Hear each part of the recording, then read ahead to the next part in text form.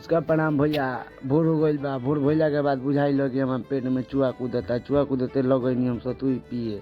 आगनी विनोद चाचा के सतुई के दुकान पे तले देखो तनी सतुई पीला तो काम ना पड़िया। अपन पर्दार के दुकान पर आके एगो दाब पी लेनी। फिर बाबा लगे अनी बैंक में पैसा जमा कैनी खातिर पुर्जा लेनी है। पुर्जा लेके बाबा लगे से कलम लेनी है भर के आ गई बैंक में जमा कैनी नहीं तो जमा करत में आतना ना साहेब लगल है पुटानी करे के का करता रहे वीडियो करता रहे। अरे सर हम कहनी कुछ नहीं तो यही थी हमने बकलो लई बकसोती चलत रहेला।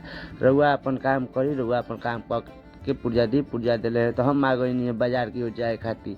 जैसे बाजार की ओर जाए खातिर वही नहीं है तो देखो तनी कि स्टेशन पे बाप रे पानी के आनी पानी आई रहल बा तो एकदम धुआंधार गाड़ा उड़ल है। तो हम आके देखो तनी बैठनी है तो कि तनी रुकी तो जाम तले ही काहे के रुके के नाम लेता रहे। तले एक जना भाई साहब उठ के भगले हैं तो हम कहनी है कि देखो जब इनकरा से कान ना धोल था हमारा कलाम से कान धरता।